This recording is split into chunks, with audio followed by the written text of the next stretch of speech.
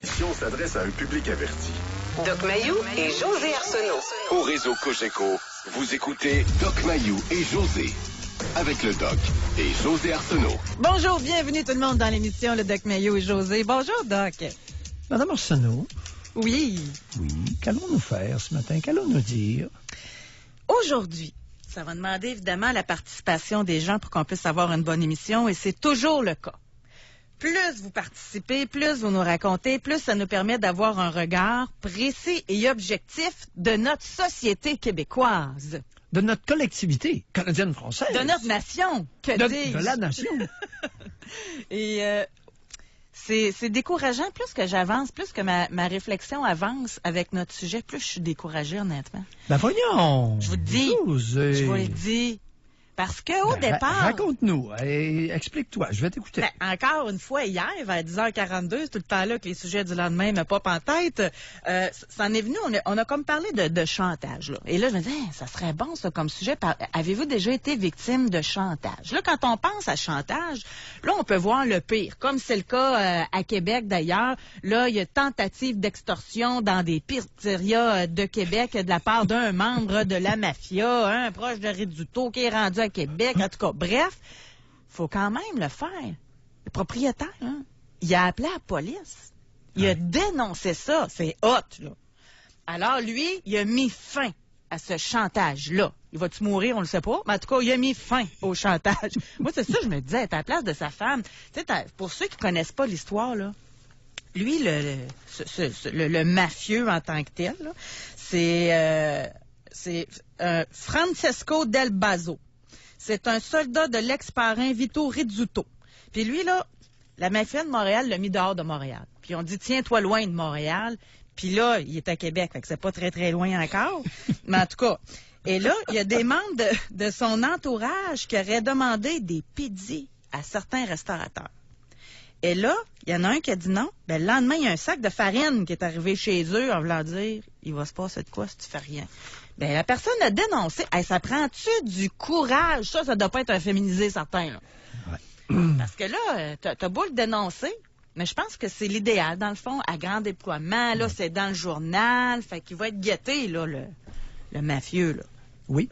En tout cas, oui. Dans certains cas, ne pas craindre dans la nation canadienne-française, même si ce sont des Italiens d'origine qui sont les propriétaires, de demander à la Sûreté du Québec un permis de port d'armes. Alors, c'est ailleurs, aux États-Unis, c'est fréquent, monnaie courante. Ici, dans la nation, très peu répandu, beaucoup plus comme dans l'Europe de l'Est. Mais vous dites de quoi alors, dans un cas de même, là? Ne craignez pas de demander, de faire en sorte d'obtenir rapidement un permis de port d'armes. Ce qui se fait aux États-Unis couramment et ce qui se fait aussi en Ontario. Mais dans la nation, hormis un de mes oncles qui l'a fait sans permis, il y a une espèce de réticence à s'armer devant le danger. Ce qui est très canadien-français, ce qui est très pissou. Et on partage ce côté pissou-là avec certaines ethnies.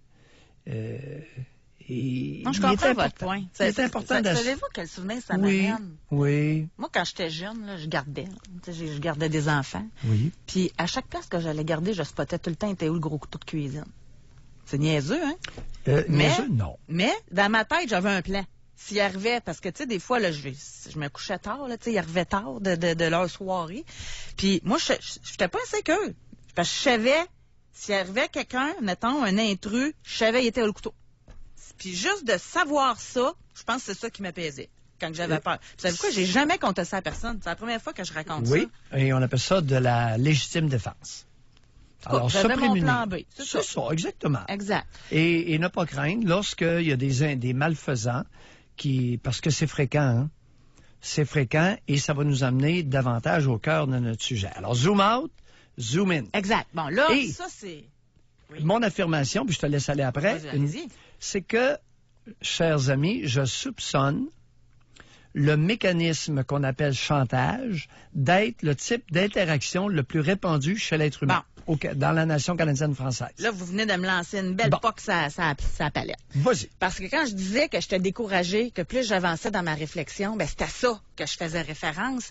Parce que là, au début, c'est ça. Quand on parle de chantage, on s'imagine ça. Ce qu'on va peut-être entendre, c'est du chantage sexuel. T'es pas fin, t'as pas de sexe. Ou encore... Comment ça, je pensais pas que ça existe? Encore. OK.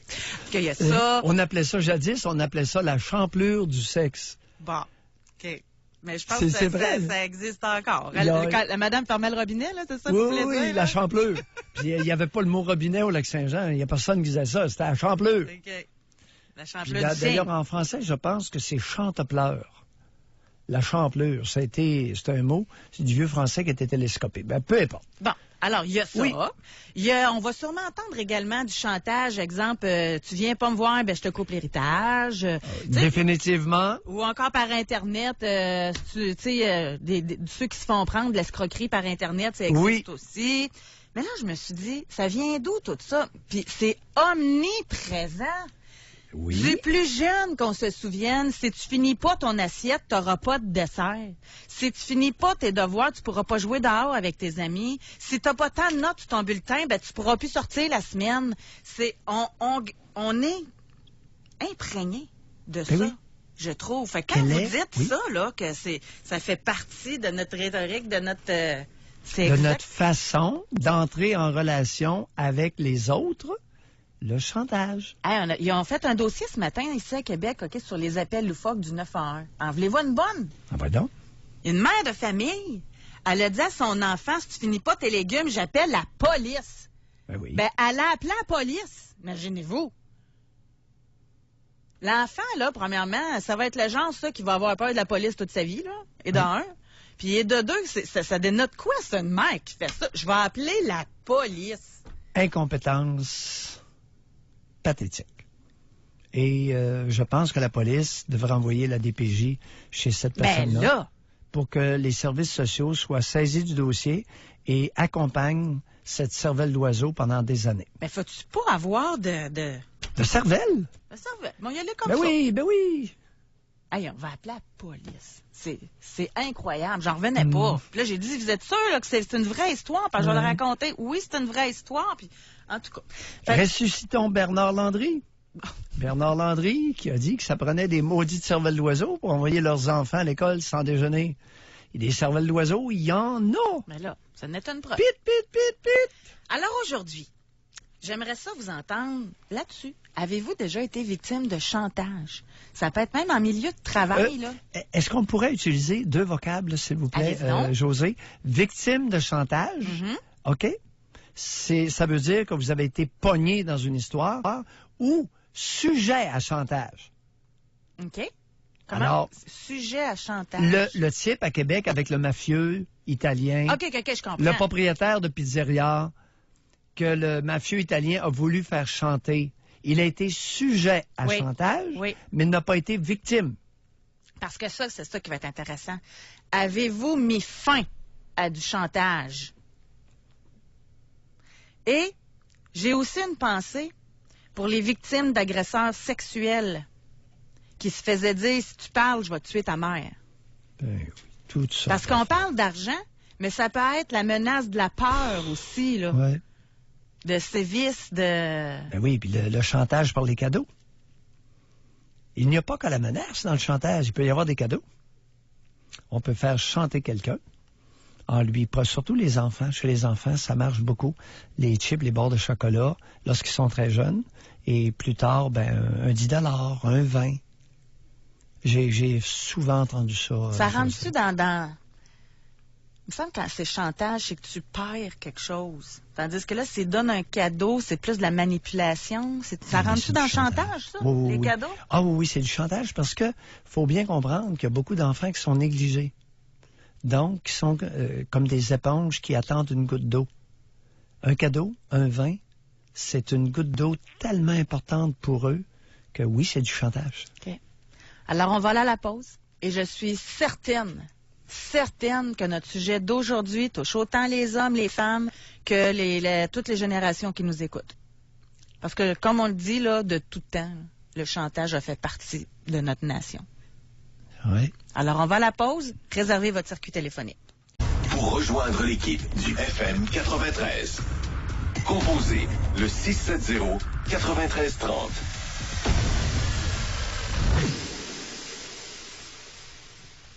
Veuillez noter que l'émission qui suit s'adresse à un public adulte et averti. Jusqu'à 11h, au réseau Cogeco. Doc Mayou. Doc Mayou et José. Et José Arsenault. Avec le Doc et José Arsenault. Je pense que ça va faire mal aujourd'hui. Oui, José, parce que tu as introduit la définition du concept. Alors, nous avions tous les deux raison dans la nuance de la définition de chantage. Alors, je lis ce qu'on retrouve sur Internet. Chantage, action d'extorquer à quelqu'un de l'argent ou un avantage sous la menace d'une révélation compromettante. Oui. OK? Faire du chantage, maître chanteur. Deuxièmement, il y a une deuxième définition. Par extension, chantage, moyen de pression. OK. Je comprends quand. Ouais. Et sais-tu l'exemple qu'il donne? On l'avait oublié. Chantage au suicide. Ah, mais je voulais vous le lire. On a reçu déjà un commentaire là-dessus, Doc Mayou. Ah! Je l'avais... Écoute, je suis psychiatre. Honnêtement, je n'y avais pas pensé. Je l'ai tellement entendu dans ma carrière de 39 ans, là. Regardez, femme 32 ans par texto. J'ai reçu des menaces de suicide de la part de mon conjoint de 38 ans après 10 ans de vie commune si je le quittais. Je suis restée et 4 ans plus tard, nous revenons au même point. Gros morceau aujourd'hui, les amis. Gros morceau. Même... Extorsion de petits-enfants envers leurs grands-parents âgés pour s'acheter de la dope. Je l'ai entendu. Mais là, quand je vous dis que ça touche plus qu'on pense. Là. Un chèque à madame qui a 48 ans, qui a de la misère à se grouiller le derrière pour aller travailler, qui va voir sa mère âgée et la fait chanter. Maman, je pense que je viendrais te voir plus souvent si j'étais plus à l'aise financièrement. Un petit chèque, puis là, il présente. Oui, je t'ai tout arrangé ça, là, t'as juste à mettre ta signature. Ça se fait pas, ça, au Québec PQ? Quand je disais que ça dérange du monde, plus qu'on le pense, sur la page Facebook, le Doc Mayou et José, on a Annie, elle dit... Parce que tantôt, on parlait de la madame qui a appelé la police, là. Parce que son petit garçon il voulait pas manger ses légumes. Puis elle a dit, si tu manges pas tes légumes, je vais appeler la police. Puis elle a appelé la police. Puis moi, j'ai trouvé ça épais. Et elle dit, écoutez, José, wow, elle doit être une mère donc bien parfaite. Et les autres, c'est de là, 3 petits points. Annie, appelez-nous donc. On va régler ça, là. Bon, puis on va vous écouter, Annie. Trouvez-vous ça normal de faire du chantage de même? Sérieusement, là. Regarde, c'est un méfait. Alors, Annie, si vous n'avez pas compris, vous n'avez pas le droit de déranger la police pour des idioties. Est-ce que vous savez que cette femme-là peut être accusée de méfait? Savez-vous ça? Elle va passer en cours au criminel. T'as pas le droit de faire ça. T'as pas le droit d'être idiot et d'aller mobiliser la police pour ton idiotie. Non, puis ce que ça envoie, en tout cas, comme message, c'est incroyable, là. Bon, alors ici, je vais vous en lire par texto que nous avons reçu. À l'âge de 26 ans, ma conjointe disait qu'elle allait me priver de sexe si je sortais avec mes amis. Mais moi, j'étais pas mieux car je lui disais que si elle me privait, j'allais me séparer. Évidemment, aujourd'hui, nous ne sommes plus ensemble. Ben oui. Ça doit être, je connais pas l'endroit, peut-être que vous autres, femme 48 ans, abus sexuel durant 5 ans de 10 à 15 ans. Si je le disais, il allait m'envoyer... Oups, tu m'as perdu. Parce que là, oui, on recommence. Femme de 48 ans, ai-je bien entendu? Oui. OK, oui. Abus sexuel? Oui. Durant 5 ans, de 10 à 15 ans. Ah oui. Si je le disais, il allait m'envoyer au Mont-du-Haut-Ville. C'était quoi ça? C'est une école de réforme. OK. Le Mont-du-Haut-Ville, oui. OK. Parce que les écoles de réforme ont été fermées au profit de centres d'accueil fermés. Si c'est beau. Alors, chaque grande ville avait ses écoles de réforme pour les délinquants. OK. Quand même, hein? C'est triste. Oui. Ça va être triste aujourd'hui. Don Boscoville ou quelque chose comme ça, Mont-du-Haut-Ville. Okay. Tu sais, il y avait tout un... Ici, Oui. n'en a pas parlé, mais dans les cours d'école, hein, à l'école, si tu me stoules, tu vas manger une volée. Hein? Ici, on a inceste. Si tu parles, tu vas briser la famille. Ça doit être le plus répandu de la part des mères, là. Oui. Oui. L'abuseur aussi utilise ça. Mais généralement, dans les cas d'inceste, généralement, il y a relativement peu de menaces et beaucoup de cadeaux. Alors, les cadeaux chez un enfant négligé sont un moyen de pression important qu'utilisent à peu près tous les abuseurs sexuels non violents. Alors, c'est important de savoir que dans les abus sexuels, 85% sont effectués peu ou pas de violence. C'est 15% où c'est violent, dangereux. Okay. Les autres, c'est par la conviction, les moyens de pression, de tous ordres. Allant du petit cadeau, sac de chips, barre de chocolat, avec des cadeaux, des 10, des 20, montrer à conduire, faire conduire l'auto. C'est répandu, je l'ai souvent entendu, celle-là, comme moyen de pression pour un jeune qui est négligé, qui n'a pas d'attention. Les abuseurs les amènent, les assoient sur eux dans l'automobile, puis les laissent conduire l'auto. C'est très, très fréquent. Je l'ai entendu souvent dans ma pratique. Le pire, là, je bifurque sur une petite affaire, là, mais le pire dans les abus sexuels, tu sais, les grands manipulateurs là, qui vont même jusqu'à faire croire à la victime que c'est elle qui veut ça, c'est ça qui doit être... Non, pas à ce point-là. C'est que il y a des abuseurs qui vont essayer de convaincre leurs victimes qu'ils sont en train de l'éduquer sexuellement. Ça, j'ai vu ça à plusieurs reprises. C'est bon pour ton éducation sexuelle. Puis à force d'être répété, les jeunes, 7, 8, 9 ans, le croient, que c'est en train d'être un exercice d'éducation sexuelle. Plus vieux, là, ça passe plus, là. À 13 ans, 14 ans, l'éducation sexuelle par l'abus sexuel d'un proche, là, ça commence à moins prendre. Mais chez les jeunes, oui. Hey, là, ce qui rentre beaucoup comme info, oui. là, c'est homme 44 ans, avec mon ex, mère de nos 3 enfants, menace de suicide. Elle disait qu'on serait mieux sans elle parce que les enfants m'aimaient plus qu'elle. Oui. T'as pas idée. Femme 50 ans. Oui. Mon ex a menacé de se suicider et me faisait beaucoup de chantage émotif. Un jour, je lui ai demandé combien long de corde il voulait. Je n'en ai plus entendu parler. C'est un jeu dangereux. Ben c'est ça, j'allais dire. À ne pas conseiller. C'est le fait. Après ça, la culpabilité va peut-être rentrer aussi, là. C'est parce qu'il y a des individus qui sont vraiment désespérés. Même si c'est du chantage, là, ils peuvent devenir désespérés. Et ce genre de commentaire-là peut provoquer le passage à l'acte. Alors, c'est très délicat à ne pas reproduire. Ici, on a bonjour. Ce que j'essaie de faire, c'est casser le moule et je trouve ça difficile. Oui. Les enfants sont de plus en plus intouchables, on dirait. On dirait qu'il faut toujours des conséquences négatives. Présentement, je suis maman d'ado et je trouve ça difficile de guider mon jeune, mais j'essaie le plus possible d'y aller avec des solutions positives. Mon réflexe, souvent d'y aller avec des menaces. Par contre, puisque j'ai grandi là-dedans en quelque sorte, mais je me tourne la langue et j'essaie de trouver au moins 3 solutions. Si vous avez des idées alternatives, je suis intéressée. Parfois, je manque d'imagination pour ne pas céder au chantage et pour ne pas en faire. Pour ma part, j'ai dénoncé un agresseur à 5 ans en parlant à mes parents alors que le vieux m'avait dit que je devais me taire. Bon, madame, votre problème, c'est le mépris qui vous habite.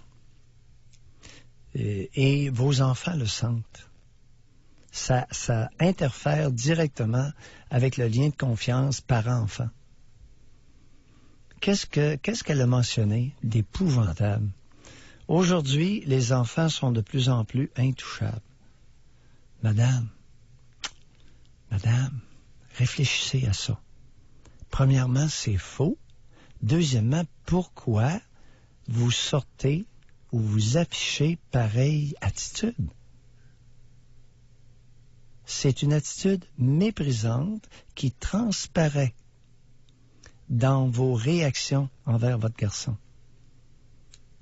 Mais je vais quand même me porter à sa défense, là, parce qu'elle a dit qu'elle essaie de casser le moule, puis qu'elle a vécu ça. Non, elle cassera rien. Non, mais Elle déjà répète. qu'elle a conscience, Non, déjà non, qu'au lieu de le faire, elle se tourne la langue 3 fois. Non, des mots. Écoute, les enfants, aujourd'hui, les enfants sont de plus en plus intouchables. Elle s'ennuie de l'attitude autoritaire qui prévalait jadis dans beaucoup trop de familles.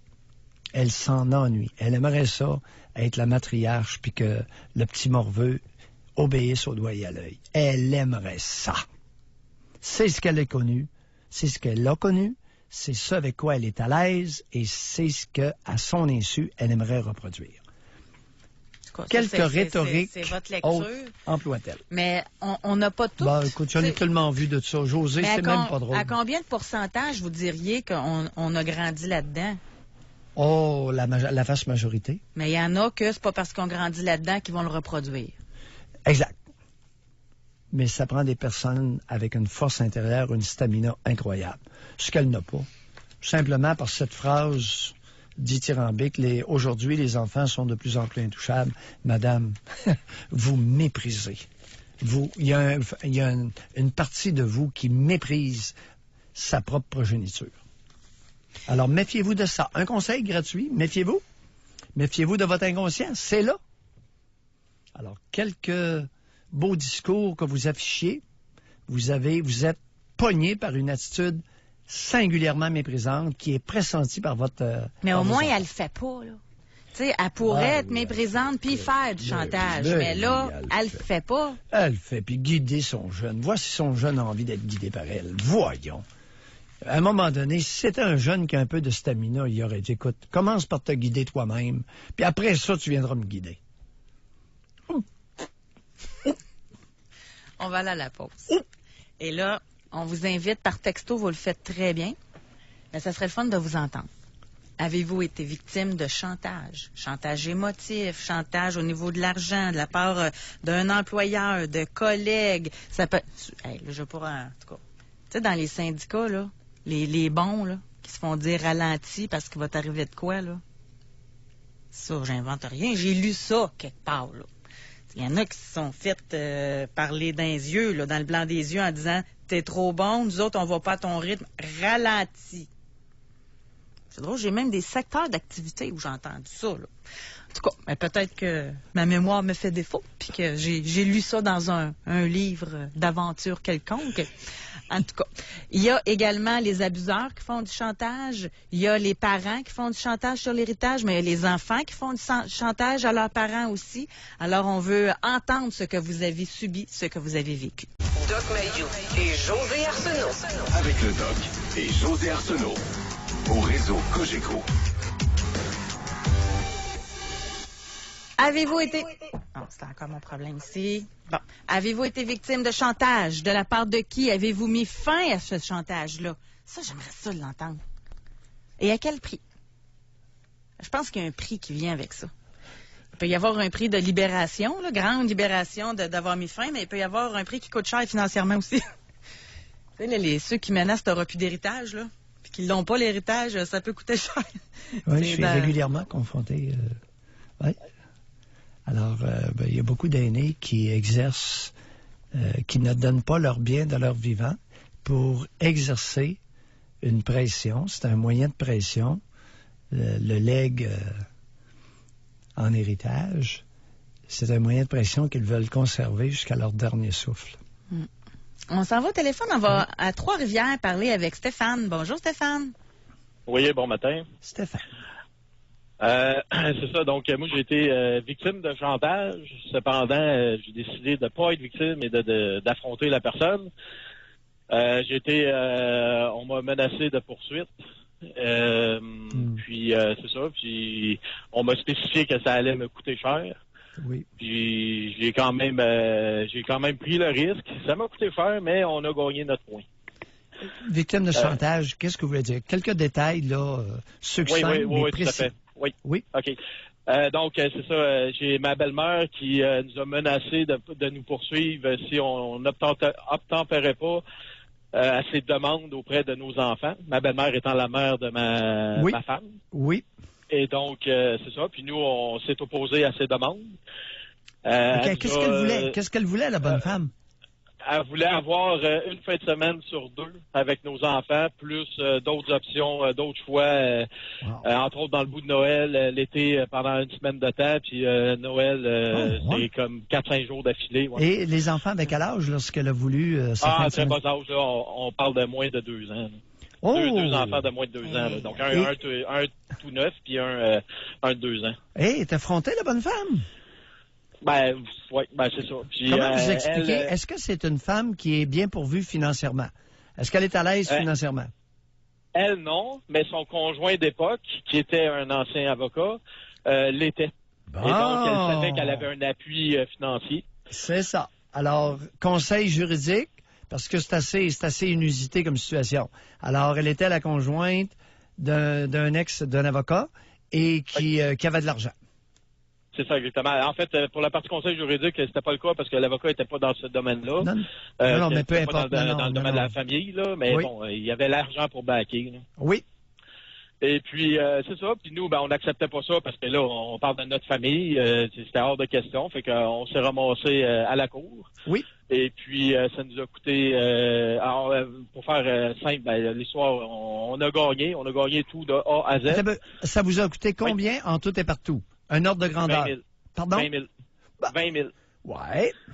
Là-dessus, je veux juste vous spécifier qu'il y a eu des erreurs que j'ai faites par inexpérience. Vous, c'est la première fois que je me faisais poursuivre. Oui. Moi, j'étais pas au courant des règles et j'ai consulté un avocat dans ma région à moi. Oui. Alors que le procès se déroulait à ce moment-là, je ne le savais pas, mais alors que le procès allait se dérouler dans une autre région. Oui, un autre district. C'est ça, un autre district. Fait que je me suis fait biler ces deux bords parce que notre avocat appelait un autre avocat, l'avocat de la région, pour nous représenter. Puis, je connaissais pas les procédures. Fait que j'ai fait environ 6 000 $ d'erreur, là, à peu près. Oui. Puis, c'est ça. Fait qu'on s'est tenu debout. Puis, et ça s'est terminé comment? Ouais. Quel était le jugement? C'est aucun accès de la part de la belle-mère. Pourquoi? C'est parce qu'il y a d'autres choses que j'hésite un peu à dire, là, parce que je ne veux pas trop donner de détails. OK, c'est correct, Stéphane. Non, parce que, OK. Non, OK, parce que ce qui arrive, c'est que la belle-mère, là, il y a quelqu'un qui est en train de l'appeler, parce que votre histoire est facilement identifiable. Et il y a quelqu'un qui est en train de l'appeler, puis là, elle va prendre l'enregistrement, puis elle va essayer de vous intenter une poursuite, là, pour diffamation. C'est ça, c'est exactement ça, là. C'est un peu... c'est parfait, vous en avez assez dit. On a compris de toute façon. Vous en avez assez dit. Maintenant, ça m'a coûté cher. Voilà. Oui. Maintenant, Stéphane, il y a une chose. Vous savez, puis vous n'êtes pas obligé de répondre, là, mais il est évident que votre conjointe et sa mère n'avaient pas une belle relation. Je vous le... en fait, oui puis non. Ouais. On parle de... OK. Stéphane, non. J'aurais pas dû appeler. Non, Stéphane, non, Stéphane, OK. Merci d'avoir appelé. Merci pour la confiance. On vous respecte assez pour s'arrêter là. D'accord? Juste pour vous dire, pour aller un peu dans le sens de votre question, je peux vous dire que c'est une relation, je vais me limiter à dire, c'est une relation qu'on pourrait dire toxique. OK. Je vais me limiter à ça. Là, non, c'est assez. On va pas plus loin, là. On va pas plus loin parce que vous allez vous ramasser avec une action pour dommages et intérêts. OK. Bye, Stéphane. Merci. Parce que la cause est trop facile à identifier. Oui. On a compris entre les lignes de toute façon, là. Puis, exact. Puis on aura la chance d'avoir peut-être des histoires semblables sans que ce soit le cas de Stéphane et on pourra parler parce que c'est de plus en plus fréquent, là. On va poursuivre. On s'en va à Montréal maintenant. On va parler avec Marc. Bonjour, Marc. Oui, bonjour. Bonjour, Marc. C'est le chapitre 2. Oui, c'est rare que je vous écoute live, là. Oui. Oui, moi, il y avait toute l'histoire du chantage qui est aussi au niveau sexuel, puis dans le bien-être général aussi de la relation. C'est comme si il y avait toujours quelque chose qui marchait pas, là. Oui. Comme si j'atteignais jamais l'idéal pour que ça marche, là. On me reproche toujours plein de choses qui font en sorte que c'était impossible, là. J'ai tout entendu les excuses possibles pour le fait qu'on n'ait pas de relation sexuelle. Oui, en fait, chantage sexuel, ça veut dire quoi? Expliquez, parce qu'il y en a plusieurs qui sont à l'écoute, là, qui ne savent pas trop ce que c'est. On va les instruire. c'est qu'il y a toujours une raison qui fait en sorte que ça arrive pas, puis peu importe si ça se réalise ou ça se réalise pas. Dans Mais le que fond, quoi arrive pas? Allez-y, calmement. La relation sexuelle. Là. Il y a toujours une raison chez votre compagne pour ne pas s'engager dans l'intimité sexuelle. Est-ce que c'est Oui. ce que vous nous dites? Oui. Bon, toujours une raison pour éviter l'intimité sexuelle. Et les raisons qui reviennent le plus souvent sont quoi? Ben, à part les mots quelconques, la fatigue, là. Oui. De ce temps-ci, là, c'est que ces semaines-ci, j'aurais pas accueilli un propos de la bonne façon qu'elle m'aurait dit. Ah, OK. Elle m'a dit que j'y avais dit de quoi de méprisant. Ah. Puis à ça, j'ai dit OK. Puis j'ai comme fermé les yeux. Puis ça, pour elle, c'était inconcevable. Là. Est-ce vrai que vous étiez méprisant? Ben, elle s'en rappelle plus, c'est quoi? Ah. Aïe, Marc. Marc, est-ce que vous la fréquentez ou vous faites vie commune avec elle? Je fais vie commune. Depuis combien de temps? 8 ans. Puis sais-tu, votre rythme au niveau de vos relations sexuelles, ça ressemble à quoi, votre fréquence? Ben, c'est à peu près 3-4 fois par mois. Ouais. Puis ça, c'est... C'était-tu comme ça au début? Non, c'était plus... C'était merveilleux au début. Mais au début, vous deviez être fin. Non, je pense que c'est encore fin. Hein. Marc, mais Oui. depuis combien de temps que la fréquence des relations sexuelles est à 3-4 fois par mois avec votre conjointe? L'avenue de l'enfant, ça a baissé beaucoup. Depuis Ça avait combien de temps? baissé quand ça fait 2 ans. Bon, il y a un enfant de 2 ans. Et sur les 3-4 fois par mois que vous avez des rapports intimes avec votre conjointe, est l'orgasme à quelle fréquence? Ouais, tous les fois. Ah, OK. C'est lorsqu'engagée dans la relation, c'est facile pour elle d'orgasmer? Ben oui, je m'arrange pour qu'elle puisse avoir son dessert, là, si on parle en termes culinaires. OK. Excellent, Marc. Ouais. Marc, merci Bye. beaucoup de votre appel. Ah oui, ça existe Merci. encore. C'est très contemporain. Puis là, je ne veux pas aller plus loin parce qu'avec un petit bébé de 2 ans... Non. Je vais vous lire un message que nous avons reçu. Je travaillais sur la construction dans le secteur commercial depuis 1 semaine. Je me suis fait avertir de ralentir par des gars du syndicat sous prétexte que je les faisais paraître lents et également que le prochain contrat n'était pas prêt avant 1 mois et que si je ne ralentissais pas, j'étais pour être le premier renvoyé. Je m'en suis foutu et voilà que le lendemain, mes cordes d'extension avaient tous été coupées. J'ai démissionné et ils ont gagné. Valeur, hein? Ouais. Les moyens de pression utilisés par les syndicats au Québec, j'ai hâte que quelqu'un s'amuse à faire une encyclopédie. Ici, Une encyclopédie des moyens de pression sauvages, ici ex-col bleu. criminels. J'ai abandonné après 2 ans, invivable, toujours sur les menaces des plus anciens. Il faut toujours que ça prenne le double de temps. Ouais, ici... Il y a quelque chose, il y a un problème larvé dans la nation canadienne-française concernant ce type de comportement-là associé trop souvent aux syndicats. C'est un problème qu'on a, ça, qui est culturel, nation canadienne-française. Ici, on a un cas. Hein. J'ai vécu de l'agression sexuelle par mon frère lorsque j'avais 10-15 ans. Avant de me toucher, il me faisait promettre de jamais en parler à mes parents. Aujourd'hui, j'ai 25 ans, lui 28, je n'en ai jamais encore parlé. Seulement mon conjoint est au courant. J'ai maintenant 2 garçons, 2 ans et 1 an, et je sens que le moment arrive très bientôt à parler. Comment le dire à mes parents? Non, là, c'est pas... Faudrait qu'elle nous appelle. Parce qu'il y a 2 volets, là. Oui, le frère lui faisait promettre de ne pas... lui faisait promettre qu'elle n'en parlerait pas. Ouais, c'est pas son frère biologique en passant, c'est 2 personnes adoptées, puis je vais pas dire de où pour pas qu'il soit identifiable. Okay. Mais le point n'est pas là. C'est qu'est-ce que le frère lui offrait. Alors, en psychanalyse, j'ai découvert que, oui, il y avait ça, mais aussi, il y avait un bénéfice. Il y avait quelque chose que le frère ou l'abuseur promet. Ben oui, parce qu'autrement, ça ne sera pas faire. Tu me suis? Elle a entre 10 et 15 ans, là. Oui. Ouais. Ça prendrait Alors, plus de détails. oui, C'était quoi s'il le vous plaît. chantage en tant que tel? Il va arriver quoi si tu le dis? Et oui, mais quel était le moyen de pression? Ouais. Quel était le moyen de pression? Il y a celui-là, mais il y en avait un autre. Ça me surprendrait beaucoup qu'il n'y en avait qu'un. Autre point, c'est quoi l'histoire d'en parler à ses parents? Je comprends pas, là, les enfants. Elle a 2 enfants, 2 et 1 an. Alors, elle aurait avantage, l'auditrice aurait avantage à discuter tranquillement avec le conjoint de la suite des choses. Peut-être à 2, auront-ils une meilleure approche? On va aller à la pause. Juste avant, je vais lire Femme 31 ans. Ma mère nous a souvent menacé, moi et mes 2 sœurs, que si on n'écoutait pas, qu'elle allait appeler la DPJ.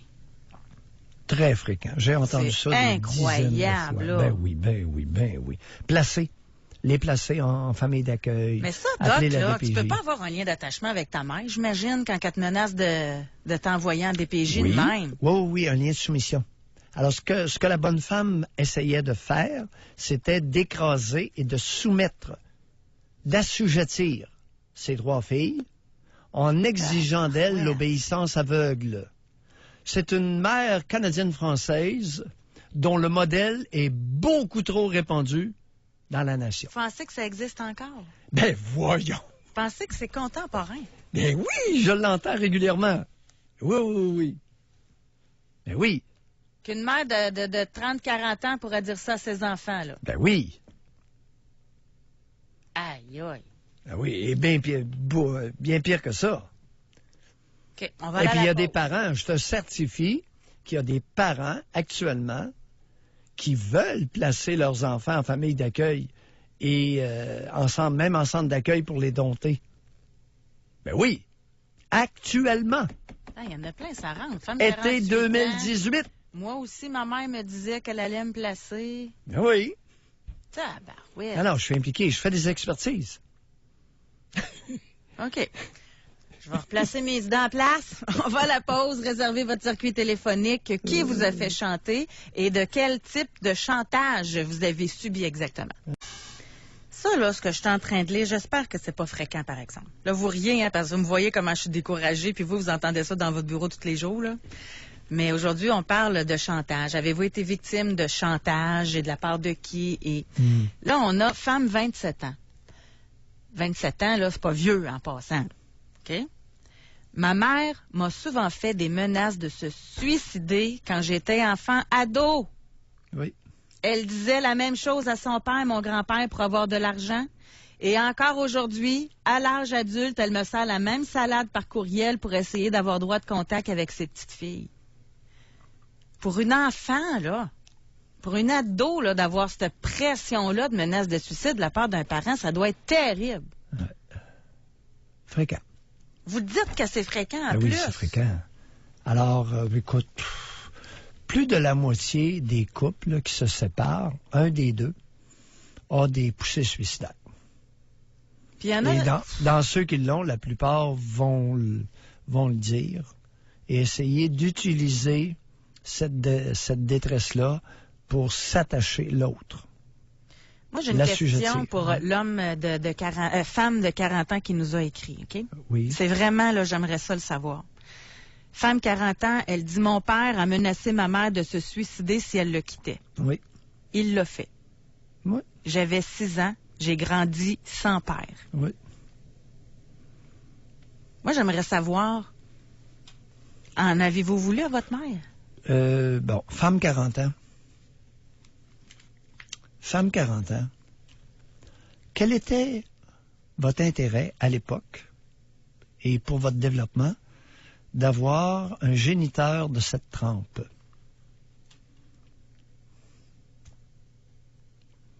C'est ce que j'appelle un plastron linguistique.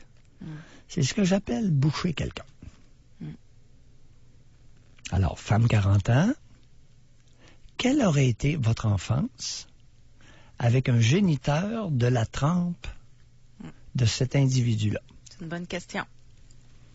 On va poursuivre au téléphone. Qu'auriez-vous vécu, chère auditrice? Quels auraient été les impacts négatifs sur vous de la part de votre géniteur? Oh, Liane, femme de 37 ans, même affaire pour moi. Ma mère menaçait de se tirer une balle quand j'étais enfant. Et encore aujourd'hui, elle fait cette menace. Je suis une femme très insécure aujourd'hui. Ah, Bien. femme 40 ans, vous avez compris? Femme 37, là. Non, mais moi, je m'adresse oui, à la ok. 40, là, la Oui. femme de 40 ans dont le père s'est suicidé. Alors, vous avez la réponse d'une femme de 37 ans qui dit que sa mère a menacé de se tirer une balle, elle l'a pas faite. Et les conséquences, c'est qu'elle n'arrive pas à s'épanouir, elle est très insécure. Est-ce que vous savez ce que ça veut dire, être très insécure? Hein? C'est pas évident au quotidien, là. Aucune décision au quotidien ne peut être prise avec assurance lorsqu'on est très insécure. La vie est longue, cher 40 ans. On va aller au téléphone, Doc. On va parler avec Gilles. Bonjour. Oui, bonjour. Bon, j'ai appelé parce qu'il y avait un amalgame dangereux là, qui était en train de s'installer. Moi, j'ai vécu là, les menaces de collègues qui disaient « travaille moins vite ». Mais en argumentant avec les personnes qui me disaient de ralentir, j'ai découvert que eux subissaient des menaces. Donc en réalité, eux étaient menacés par l'employeur qui leur disait je vais vous congédier si vous travaillez pas comme lui. Mais moi, ce que je leur ai expliqué, c'est que, écoutez, là, moi, vous autres, vous êtes là, vous faites ça à chaque année, c'est votre travail principal, c'est un travail physique. Et je dis, moi, je suis là, je suis venu, en réalité, entre guillemets, je suis venu pour m'amuser. Je suis venu pour profiter d'une job payée, pour faire de l'activité physique, puis me remettre un peu en forme. Donc, moi, j'arrive ici, je fais ça, je m'épuise, puis après ça, je m'en vais. Je reste pas là, je fais pas ça toute ma vie, là.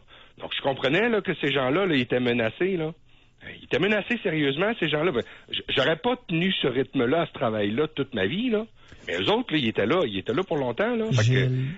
C'était important pour eux autres, là, Gilles, l'auditoire que nous avons à notre émission sont très bien capables de comprendre qu'il y a des abus épouvantables de la part des syndicats et tout le monde parmi nos auditeurs savent qu'il y a des employeurs qui sont véreux. Oui, ben moi, je le dis pas pour excuser, je le dis parce que ça a été une découverte pour moi. Ben, moi, avant cet événement... Quel âge avez-vous? Là, je suis rendu à 50. Ça fait un bon moment de ça. C'est quand j'étais jeune. En tout cas, parmi notre auditoire, la plupart le savent. Mais... Merci beaucoup, Gilles. Non, on a terminé, malheureusement. Merci beaucoup. Au revoir. Oui. Je veux lire une auditrice. Elle dit « La deuxième femme de mon père, ma mère est décédée lorsque j'avais 3 ans, me menaçait de m'envoyer en prison si j'arrivais en retard de l'école primaire. Ben oui. Une journée, elle a pris le téléphone en faisant semblant de composer pour que les polices viennent me chercher. Elle avait préparé ma valise. Tout ce dont je me rappelle, c'est que je pleurais en criant, en suppliant et en promettant de ne plus jamais le faire. Ben oui. Tu parles d'une folle. Bon, là, écrivez pas sur la page Facebook le Doc Maillot José que je suis une mère parfaite, là. Mais là, quand tu t'es rendu à faire ça, ça va pas bien, là. Ben oui, écoute, José, si nous commençons à publier les histoires de belle-mère, de nouvelles conjointes du père, dans des mauvais traitements, des sévices et mauvais traitements envers des petites filles, écoute... on a un record, là. Il n'est pas 10h42, il est 10h26. On va en faire une émission là-dessus. 10 000 pages. Non, écoute, c'est légende, là. Y a-tu quelqu'un qui... Relation avec la belle-mère. Bah oui. La nouvelle conjointe de votre père. Oui. Alors, pas tout le temps, chers auditeurs. Il y a des belles-mères qui sont véritablement en or pour les enfants du conjoint. Il y en a. Et quand il y en a une, José, le chiard prend. C'est un autre type de chiard. Quand la belle-mère est gentille avec les enfants, le chiard le prend. Ouf. Ah, OK. Avec la conjointe. Avec la génitrice. Okay. Avec la génitrice des enfants. Aïe, aïe. José... Quand t'es gentil, il faut pas le dire à sa mère. Bon. Oui. Alors ça, je recommande ça régulièrement dans ces cas-là. Si la nouvelle conjointe est plus adéquate et plus maternante que la génitrice, il faut surtout pas que les enfants en informent la génitrice. Et il y a toutes sortes de subtilités. Alors, nous sommes dans la diplomatie la plus hypocrite qui puisse exister.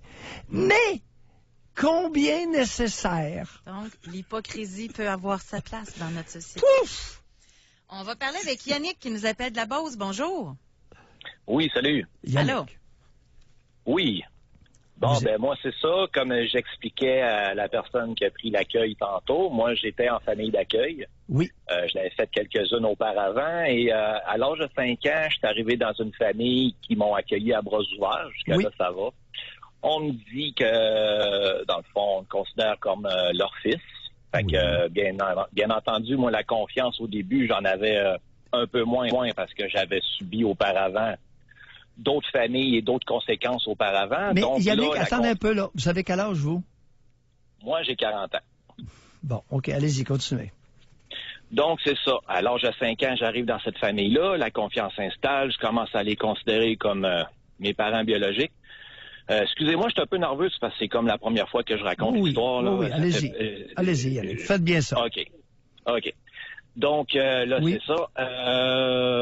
La confiance s'installe et là, là, je grandis, je vieillis, puis là, je deviens un préado. Je commence à regarder les filles, bien entendu. Alors, ça n'existe pas, la préadolescence. Vous avez quel âge? À partir de quel âge vous commencez à regarder les petites filles? Mettons, entre 14 et 16 ans, mettons. Entre 14 et 16 ans, vous êtes en pleine adolescence. Alors, c'est pour ça que je vous dis, préadolescence, on oublie ça, ça n'existe pas. Il y a l'enfance, puis il y a l'adolescence. 14 ans, oui. Et si vous êtes, c'est tout à fait normal, entre 14 et 16, on reluque les jeunes filles. Bon, OK. Oui. Là, moi, je peux vous dire que, là, j'ai compris que c'est une personne contrôlante parce qu'elle me dit, si jamais tu as une blonde avant 18 ans, je te renvoie chez ton père biologique. Oui. Mais mon père biologique, lui, c'est un alcoolique. Il vit dans un ennemi, puis j'ai déjà eu des claques de sa part rien qu'en masse. Oui. Donc, à partir de ce moment-là, je commence à avoir la chienne, on se comprend. Écoute, j'étais un jeune homme. Yann, écoute, avez-vous envie de nous faire pleurer maintenant avec cette histoire-là? Là? Ah, attendez, j'ai pas fini, là. Je le sais que j'avais pas fini. Donnez-en une chance, là, Doc. Continuez. Ouvrez votre cœur. Oui, mais là, la chienne, là.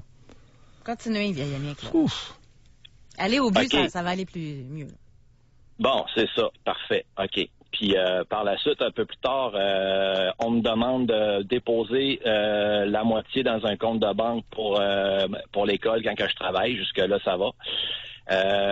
Quand que j'ai eu 18 ans, on m'avait toujours dit, écoute, tu feras bien ce que tu voudras. Quand que tu auras 18 ans, en attendant, c'est moi qui décide. Tu vas faire à la lettre ce que je te dis.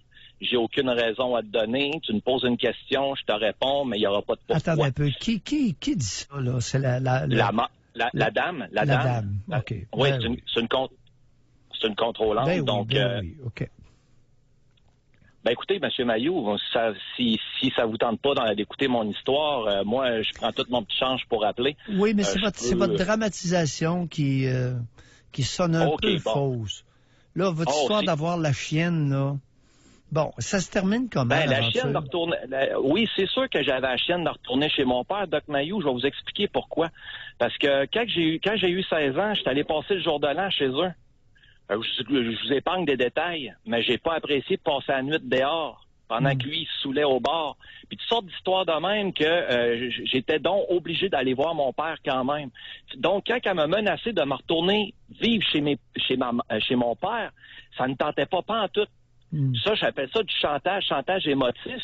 Du chantage... Yannick, je vais avoir une question pour vous. Oui, allez-y. OK. Est-ce qu'il vous est déjà arrivé de faire chanter quelqu'un? Jamais. OK.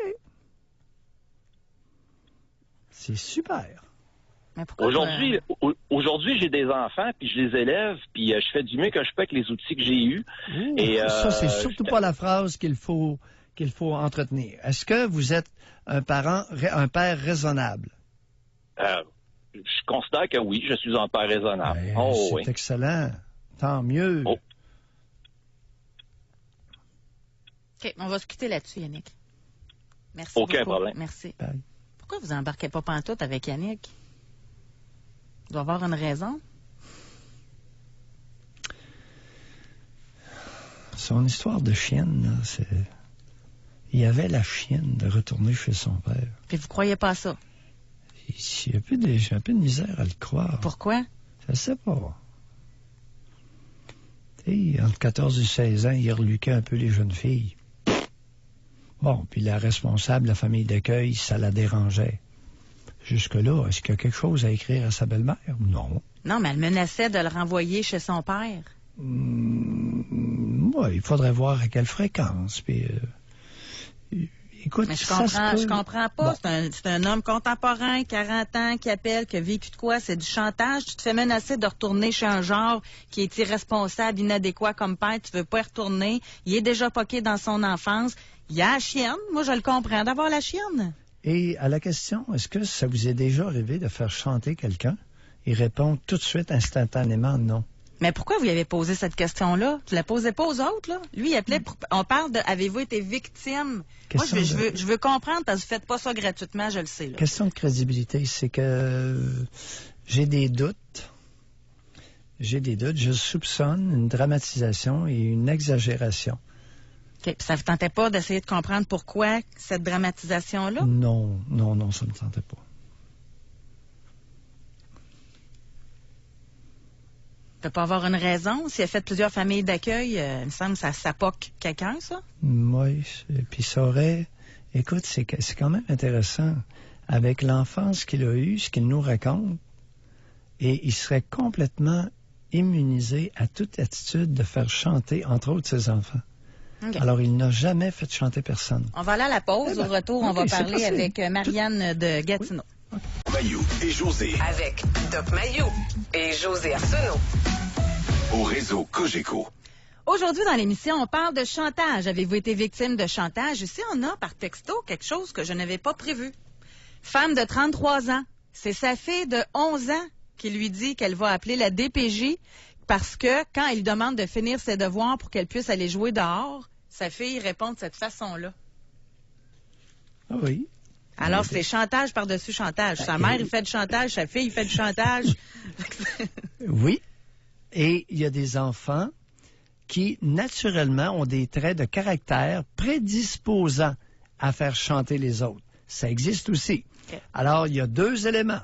Ça peut être dans vous de faire chanter les autres et ça peut être suite à l'exemple que vous avez eu. Alors, les parents qui font chanter les enfants, ça peut inciter des enfants à faire chanter les parents. On va parler avec Marianne qui nous appelle de Gatineau. Bonjour. Bonjour. Marianne. Oui, bonjour. On vous écoute. Je m'attendais pas à ça, mais bon. Depuis que je suis née, moi j'ai été adoptée à 3 semaines et le plus loin que je me rappelle, ma mère m'a toujours menacée qu'elle voulait un garçon, puis si j'écoutais pas, elle me retournait à la crèche. Oui. Alors, ça m'a amenée dans la peur, dans le manque de confiance. La première fois que je suis sortie de ma cour, là, c'était à 11 ans. Oui. Alors, vous pouvez imaginer, là, j'étais en bicyclette puis je savais pas où aller. Cependant, par la suite, je suis tombée enceinte, j'ai eu un garçon.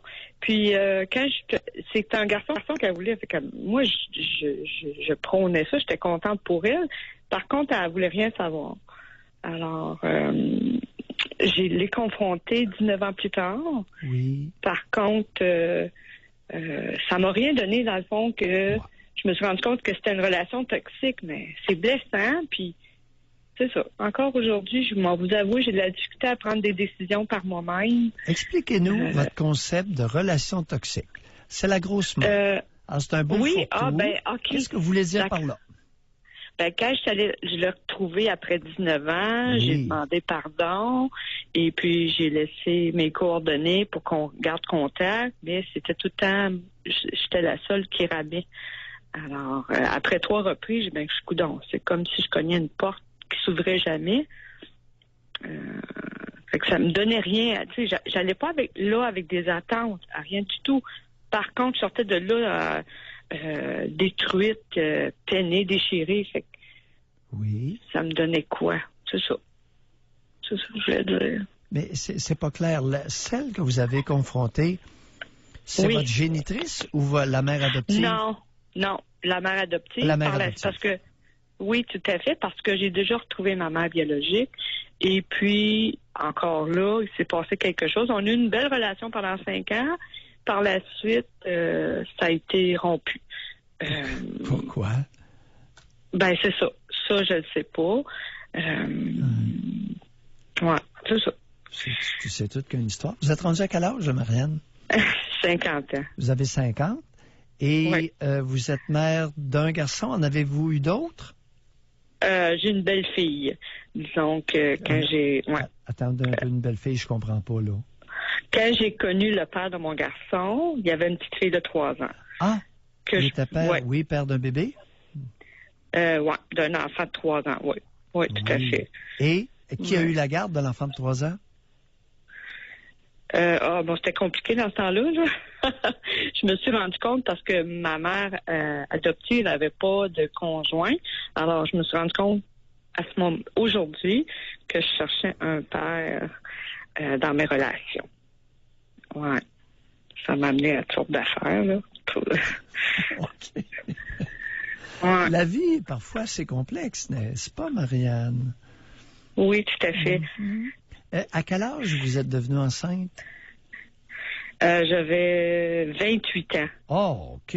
Vous étiez adulte depuis un bon bout de temps. Ouais, si on veut. Non, mais c'est parce que, non, j'étais pas adulte. Non, ça a été... Moi, je m'en rends compte aujourd'hui que ça a été très tard. Et puis, je me suis comme sentie abandonnée une seconde fois. Ben, quand je suis tombée enceinte, je me suis sentie encore abandonnée par ma mère adoptive. Par la suite, c'est là que j'ai entrepris pour trouver ma mère biologique. Et puis, c'est ça. C'est à refaire. Feriez-vous la démarche pour retrouver la mère biologique? Oui, si c'était à refaire, mais j'aurais insisté pour retrouver mon père. Parce que les premières rencontres avec ma mère m'avaient dit qu'il n'y a pas eu de pénétration. Alors, j'ai comme laissé le bénéfice. Coudonc, pour moi, je viens du Saint-Esprit. Non, c'est possible. C'est possible. Oui, non, je le sais. Par la suite, oui. Mais ce que je veux dire, c'était comme si... Il y a beaucoup de monde qui ne savent pas, José, que pour engrosser une femme, il n'est pas nécessaire de la pénétrer. Il s'agit d'éjaculer autour de la vulve. Oui, ça, aujourd'hui, je suis capable de... Par contre, j'aurais aimé ça, par la suite, insister pour que ma mère... qu'on poursuive les recherches pour mon père. Fait que dans le fond, là, j'ai pas eu de père dans... C'est ça. Oui, c'est pas simple. Oh boy, c'est pas simple l'histoire. On va devoir... Oui, merci Marianne, parce que ça attire l'attention. Ben non, je vous en prie. Merci beaucoup de votre écoute. Oui. Merci. C'est pas évident, les histoires de retrouvailles. Ça peut parfois tourner bien. Ça peut tourner moyen. Mais là, avec la nouvelle loi qui s'en vient, je voulais en faire un sujet là-dessus, mais je me demande si ça concerne assez de monde. Je vous dis franchement, là, ma pensée, c'est parce que là, avec la nouvelle loi, vous allez pouvoir avoir accès à vos géniteurs, là, ceux qui ont été adoptés. Puis là, les gens, je me rappelle pas la date, là, mais ils ont juste, ceux qui ont donné leur enfant en adoption, ils ont jusqu'à telle date pour dire non, moi, je ne veux pas être retrouvé retracé. Mais là, c'est parce que ça va amener... Non, ça ne tient pas la route. Regardez, le Danemark, depuis des décennies, ont un registre d'adoption ouvert. Donc, tous les enfants adoptés peuvent connaître le nom, l'adresse de leurs parents biologiques. Parce qu'il y a plusieurs raisons. Entre autres, des problèmes de santé. Ben oui, connaître les antécédents, des maladies familiales, etc. Alors, non, l'histoire de se cacher, d'adopter de façon hypocrite des enfants, ça tient pas la route, ça. Oui, mais pour connaître ses antécédents au niveau de la santé, c'est une chose, mais de renouer avec le géniteur, c'est de ça, là, moi, que je me disais, en tout cas, je suis en réflexion. Écrivez-moi dans le texto, vous aimeriez ça avoir une émission là-dessus, mais je me demande si ça concerne assez de membres. Je sais pas. Tu sais, c'est juste ça. Alors, là, on va aller à la pause. On est inondé de mères qui ont fait des menaces de suicide à leurs enfants. Ça me brise le cœur, je ne peux même pas comprendre. S'il y en a parmi vous qui veulent en témoigner par téléphone, réservez votre circuit téléphonique. Veuillez noter que l'émission qui suit s'adresse à un public adulte et averti. Doc Mayou et José Arsenault. Le Doc Mayou et José, c'est le Doc et José. Au réseau Cogeco. Je vous disais tantôt avant l'émission, sérieusement, là, je ne m'attendais pas à ça, moi. Qu'il y ait autant de gens dans leur enfance qui ont vécu des menaces de la part de leur mère ou de leur père, mais c'est principalement mère, comme quoi elles allaient se suicider si l'enfant n'écoutait pas, par exemple. Femme, 58 ans. Ma mère menaçait de se tirer dans le fleuve quand j'étais adolescente. Elle vit toujours. Ça, c'est un exemple qu'on a. Si on poursuit, je vais essayer de les retrouver ici. J'en ai beaucoup. Ma mère, femme, 37 ans. C'est ça. Ma mère menaçait de se tirer une balle quand j'étais enfant. Ma mère menaçait de se suicider quand un de ses 7 enfants ne lui obéissait pas. C'est femme 29. Ma mère me menaçait de retourner chez mon père quand je ne faisais pas ce qu'elle voulait, pré-ado et ado. Quand je lui ai annoncé que je partais en appartement à 26 ans, elle a dit qu'elle allait se suicider. Ça n'a pas de bon sens. Voyons donc. José, très fréquent dans la nation canadienne-française, je ne suis pas content, je vais me suicider. Très fréquent. Femme 36 ans. Ma mère se saoulait et prenait son pot de Rivotril pour se suicider devant nous une fois par mois. Ma mère faisait semblant d'être très malade, allant jusqu'à simuler la mort proche pour nous manipuler. C'est incroyable. Faudrait que je trouve des synonymes, là. C'est redondant, mon mot incroyable, mais je suis sans mots. Faut pas aimer son enfant. Je m'excuse, là, je veux pas te trop. C'est parce qu'une mère qui aime son enfant, elle veut pas rendre son enfant insécure, là. Puis j'ose même pas m'imaginer, moi, enfant, que ta propre mère, dans la main, qu'elle est là pour te protéger, te rassurer, va faire ça. Dans quel but? Se faire écouter? Au diable les dommages, au diable les conséquences. Là, on peut parler de conséquences, là. Au diable les conséquences. C'est culturel. Chez les Canadiens français, je ne suis pas content, je vais faire chanter l'autre. Hey, on a Marie qui est au téléphone qui va nous raconter son histoire. Bonjour, Marie. Oui, bonjour. Marie. Oui. On vous écoute? Oui, nous autres, je suis élevée d'une famille de 4. Oui. La plus vieille, handicapée. Dans le temps, on disait infirme. Et puis, on n'avait pas de père. Mais la mère était tough. Elle nous faisait des menaces. Si on n'écoutait pas, elle était pour aller se noyer. Elle marchait le long du chemin près de la rivière. Quand on la voyait plus, on venait fou. Et si on sortait dans vingtaine d'années, si on rentrait un peu trop tard, elle faisait des dessins de elle et ma sœur couchées dans le lit, qu'elle savait tirer une balle pour les deux. C'était pas facile. Quel genre de personne était votre mère, Marie? Contrôleuse. C'était elle ou personne. C'était qu'est-ce qu'elle voulait. À votre connaissance, était-elle la seule de tout l'environnement que vous avez connu à être comme ça? Oui. Oui, j'entends parler des choses, là, mais aussi pire que ça, c'est la seule. On avait peur à mort. On avait peur pour mourir.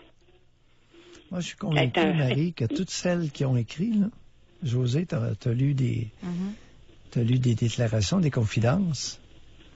Elles sont toutes convaincues que c'est seulement leur mère qui a fait ça.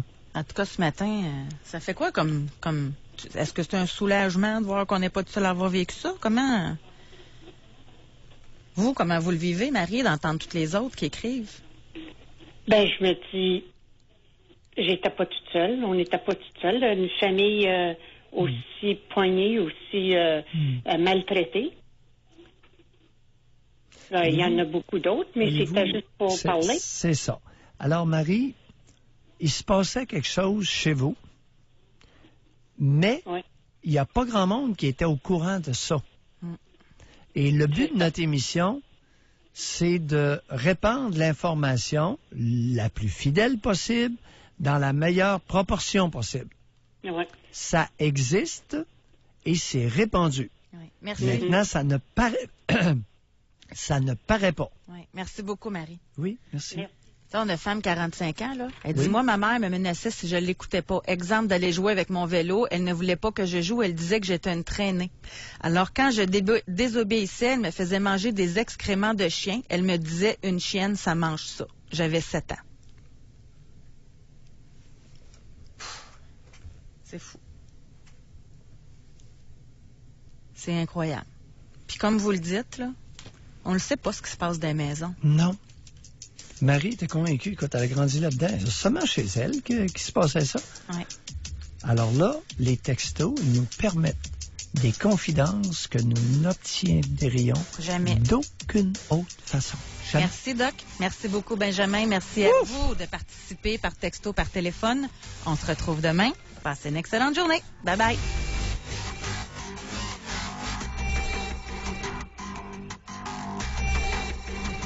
Doc Mayou et José.